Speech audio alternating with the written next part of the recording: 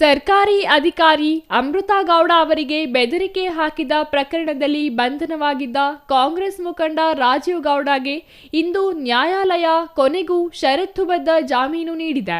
ಶಿಡ್ಲಘಟ್ಟ ನಗರಸಭೆಯ ಪೌರಾಯುಕ್ತೆ ಅಮೃತಾ ಗೌಡ ಅವರಿಗೆ ಬ್ಯಾನರ್ ತೆರವುಗೊಳಿಸುವ ವಿಚಾರದಲ್ಲಿ ಅವಾಚ್ಯ ಶಬ್ದಗಳಿಂದ ನಿಂದನೆ ಮಾಡಿ 13 ದಿನಗಳ ಕಾಲ ನಾಪತ್ತೆಯಾಗಿ ಕೊನೆಗೂ ಕೇರಳದಲ್ಲಿ ಬಂಧನಕ್ಕೆ ಒಳಗಾದ ರಾಜೀವ್ ಗೌಡಗೆ ಇಲ್ಲಿನ ಜೆಎಂಎಫ್ಸಿ ನ್ಯಾಯಾಲಯ ಜಾಮೀನು ನೀಡಿದೆ.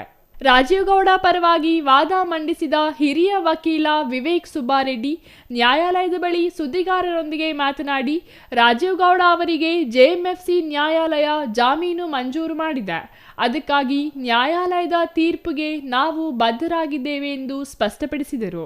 ರಾಜೀವ್ ಗೌಡ ಮೇಲೆ ರಾಜಕೀಯ ಪಿತೂರಿ ನಡೆದಿದ್ದು ಅದನ್ನು ಅವರು ರಾಜಕೀಯವಾಗಿ ಎದುರಿಸುತ್ತಾರೆ.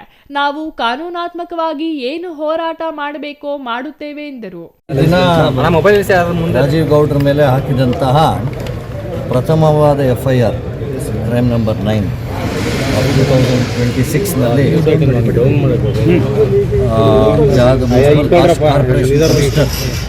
ಒಂದು ಕಂಪ್ಲೇಂಟ್ ಹಾಕಿದ್ರು. ಆ ಕೇಸ್ನಲ್ಲಿ ಕೋರ್ಟು ಜಾಮೀನು ನೀಡಿದೆ 2 ಶ್ಯೂರಿಟಿಗಳ ಆಧಾರ ಹಾಗೂ ಬಿಡುಗಡೆಗೆ ಆದೇಶ ಮಾಡಿದ್ದಾರೆ. ಆದ್ದರಿಂದ ಬಹುಶಃ ಇದು ಅನೇಕ ದಿನಗಳಿಂದ ಈ ಪ್ರಕರಣ ನಡೀತಾ ಇತ್ತು. ಇವತ್ತು ಈ ಪ್ರಕರಣಕ್ಕೆ ಒಂದು ಅಂತಿಮ ತೀರ್ಮಾನ ಬಂದಿದೆ. ಮುಂದಿನ ದಿನಗಳಲ್ಲಿ ಈ ಕೇಸಿನ ಟ್ರಯಲ್ ಬಗ್ಗೆ, ಸಾಕ್ಷ್ಯಾಧಾರದ ಬಗ್ಗೆ ನಾವು ಹೋರಾಟ ಮಾಡ್ತೀವಿ. ಆದರೆ ನಾವು ನ್ಯಾಯಾಂಗ ವ್ಯವಸ್ಥೆಗೆ ಧನ್ಯವಾದಗಳನ್ನ ಹೇಳ್ತಾ, ಕೊನೆಯದಾಗಿ ಅವ್ರಿಗೆ ಒಂದು ಬೇಲನ್ನು ಕೊಟ್ಟಿದ್ದು, ಅವ್ರನ್ನ ಮುಕ್ತವಾಗಿ ಬಿಟ್ಟಿದ್ದು ಒಂದು ದೊಡ್ಡ ಹೋರಾಟನೇ ಆಯಿತು. ಆದ್ದರಿಂದ ನಾವೆಲ್ಲರೂ ಸಹ ಇಷ್ಟು ದಿನ ಕಾತಿದ್ದಕ್ಕೆ ಫೈನಲಿ ಕೋರ್ಟ್ ಅವ್ರಿಗೆ ಬೇಲನ್ನು ನೀಡೋದಕ್ಕೆ ಧನ್ಯವಾದಗಳು. ನ್ಯಾಯಾಲಯದಿಂದ ಆದೇಶ ಪತ್ರಗಳೊಂದಿಗೆ ಚಿಂತಾಮಣಿ ತಾಲೂಕು ಉಪ ಕಾರಾಗೃಹದತ್ತ ವಕೀಲರು ಸಾಗಿದ್ದು, ನಡೆಯಬೇಕಾದ ಎಲ್ಲ ವಿಚಾರಗಳು ಪೂರ್ಣಗೊಂಡ ನಂತರ ರಾಜೀವ್ ಗೌಡ ರಾತ್ರಿಯಲ್ಲಿ ಬಿಡುಗಡೆಯಾಗುವ ನಿರೀಕ್ಷೆ ಇದೆ. ನ್ಯಾಯಾಲಯದಿಂದ ಜಾಮೀನು ದೊರೆತಿರುವ ವಿಚಾರ ತಿಳಿಯುತ್ತಿದ್ದಂತೆ ರಾಜೀವ್ ಗೌಡ ಕುಟುಂಬಸ್ಥರು ಚಿಂತಾಮಣಿ ಉಪ ಕಾರಾಗೃಹಕ್ಕೆ ಆಗಮಿಸಿದ್ದು, ಎಲ್ಲ ಫಾರ್ಮಾಲಿಟೀಸ್ ಪೂರ್ಣಗೊಳಿಸಿದ ನಂತರ ರಾಜೀವ್ ಗೌಡ ಬಿಡುಗಡೆಯ ನಿರೀಕ್ಷೆ ಇದೆ. ಮುಂದೆ ಹೋಗಬೇಡಿ ಯಾರು, ಮುಂದೆ ಹೋಗಬೇಡಿ, ಮುಂದೆ ಹೋಗಬೇಡಿ ಯಾರು, ಮುಂದೆ ಹೋಗಬೇಡಿ.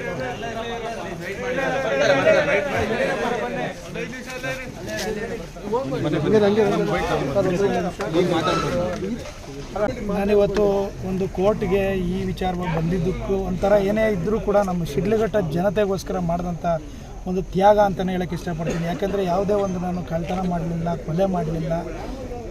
ಆದರೂ ಕೂಡ ಇವತ್ತು ನಮ್ಮ ಶಿಡ್ಲಘಟ್ಟ ಜನತೆಗೆ ನ್ಯಾಯಕ್ಕೋಸ್ಕರ, ಸತ್ಯಕ್ಕೋಸ್ಕರ ಹೋರಾಟ ಮಾಡೋದಕ್ಕೋಸ್ಕರ ಇದು ಕಾರಣಾಂತರಗಳಿಂದ ತೊಂದರೆ ಆಗಿರ್ಬೋದು. ಆದರೂ ಕೂಡ ನಾನು ನ್ಯಾಯಕ್ಕೆ ತಲೆಬಾಗ್ತೀನಿ, ಸತ್ಯಕ್ಕೆ ಗೌರವ ಕೊಡ್ತೀನಿ.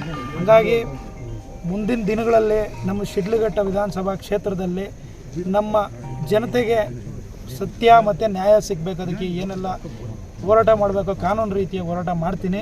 ಅದರೊಟ್ಟಿಗೆ ನನಗೆ ಒಂದು ಆತ್ಮಸ್ಥೈರ್ಯ, ಧೈರ್ಯವನ್ನು ತುಂಬಿದಂಥ ಎಲ್ಲ ನಮ್ಮ ಶಿಡ್ಲಘಟ್ಟ ವಿಧಾನಸಭಾ ಕ್ಷೇತ್ರದ ಕಾರ್ಯಕರ್ತರಿರ್ಬೋದು, ನನ್ನ ತಂದೆ ತಾಯಂದಿರಿರ್ಬೋದು, ಹಾಗೂ ಅಣ್ಣ ತಮ್ಮಂದ್ರಲ್ಲಿರ್ಬೋದು, ನನ್ನ ಎಲ್ಲ ಮುಖಂಡರುಗಳಿರ್ಬೋದು, ಎಲ್ರಿಗೂ ಕೂಡ ನಾನು ಅವ್ರಿಗೆ ನನ್ನ ಶಿರಬಾಗಿ ನಮಸ್ಕಾರ ಹೇಳೋಕ್ಕೆ ಇಷ್ಟಪಡ್ತೀನಿ.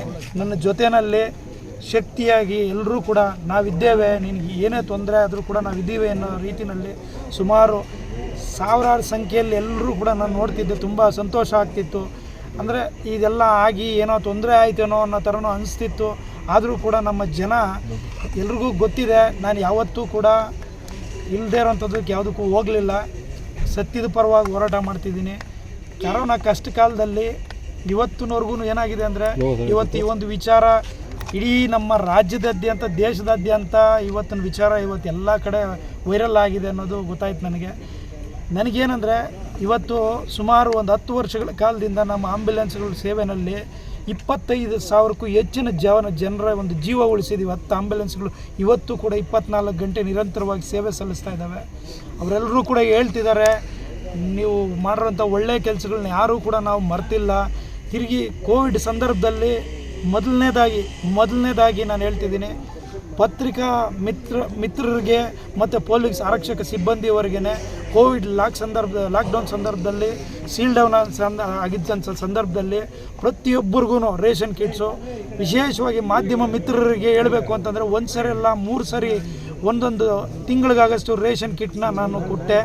ಇವತ್ತಿರಲಿ ಕಾರಣಾಂತರಗಳಿಂದ ಏನೇ ಒಂದು ತೊಂದರೆ ಆಗಿರ್ಬೋದು, ಆದರೂ ಕೂಡ ನಾನು ಹೇಳ್ತಿದ್ದೀನಿ, ನನಗೆ ಯಾರೆಲ್ಲ ಸಪೋರ್ಟ್ ಮಾಡಿದ್ದಾರೆ ಇರಲಿ, ಅವರು ಇವತ್ತು ಎಲ್ರಿಗೂ ಕೂಡ ನಾನು ಧನ್ಯವಾದಗಳನ್ನ ಹೇಳೋಕ್ಕೆ ಇಷ್ಟಪಡ್ತೀನಿ.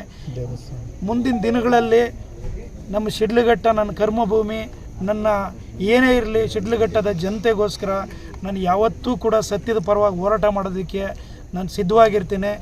ನನ್ನ ಒಂದು ರಾಜಕೀಯ ಜೀವನದಲ್ಲಿ ಇವತ್ತು ಎಲ್ಲ ನನ್ನ ಮಕ್ಕಳಿರ್ಬೋದು, ನನ್ನ ಶಿಡ್ಲಘಟ್ಟದ ಎಲ್ಲ ನನ್ನ ತಂದೆ ತಾಯಂದಿರಿರ್ಬೋದು, ಸಪೋರ್ಟರ್ಸ್ ಇರ್ಬೋದು, ಕಾರ್ಯಕರ್ತರಿರ್ಬೋದು, ಇವತ್ತು ಎಲ್ಲರೂ ಕೂಡ ತುಂಬ ನೋವು ತಿಂದಿದ್ದಾರೆ. ಆದರೂ ಕೂಡ ಅವ್ರು ಹೇಳೋದೇನೆಂದರೆ, ನೀವು ಯಾವುದೇ ಒಂದು ಮೋಸದ ವಿಚಾರವಾಗಲಿ, ಇಲ್ಲ ಯಾವುದೋ ಒಂದು ಕೊಲೆ ಆಗಲಿ, ಇಲ್ಲ ಒಂದು ದರೋಡೆ ಆಗಲಿ, ಇಲ್ಲ ಒಂದು ಲಂಚದ ಪ್ರಕರಣದಲ್ಲಿ ನೀವು ಹೋಗಿ ಯಾವುದಕ್ಕೂ ಇದಾಗಲಿಲ್ಲ, ಇರಲಿ ಕಾರಣಾಂತರಗಳಿಂದ ಆಗಿರ್ಬೋದು, ಆದರೂ ಕೂಡ ನಿಮ್ಮೊಟ್ಟಿಗೆ ನಾವಿದ್ದೀವಿ, ನೀವು ನಮ್ಮೊಟ್ಟಿಗೆ ಇರಬೇಕು ಅನ್ನೋ ಮಾತನ್ನು ಎಲ್ಲ ಹೇಳ್ತಿದ್ದಾರೆ. ಹಾಗಾಗಿ ನನಗೆ ನಮ್ಮ ಕಾರ್ಯಕರ್ತರೇ ನನ್ನ ಒಂದು ಶಕ್ತಿ ಅಂತ ಹೇಳ್ಬಿಟ್ಟು ಈ ಒಂದು ಸಂದರ್ಭದಲ್ಲಿ ಹೇಳೋಕ್ಕೆ ಇಷ್ಟಪಡ್ತೀನಿ. ಎಲ್ಲ ಮಾಧ್ಯಮ ಮಿತ್ರರಿಗೂ ಏನಾದರೂ ನನ್ನಿಂದ ತಪ್ಪಾಗಿದ್ದರೂ ನಿಮಗೂ ಕೂಡ ಒಂದು ಕ್ಷಮೆ ಕೇಳ್ತಾ ಇರಲಿ, ಮುಂದಿನ ದಿನಗಳಲ್ಲಿ ನಿಮ್ಮ ಸಹಕಾರ ಇರಲಿ ಅನ್ನೋ ಮಾತನ್ನು ಹೇಳ್ತಾ ನನ್ನ ಮಾತನ್ನು ನಾನು ಮುಗಿಸ್ತೀನಿ. News bureau, CTV news, Chikkaballapur.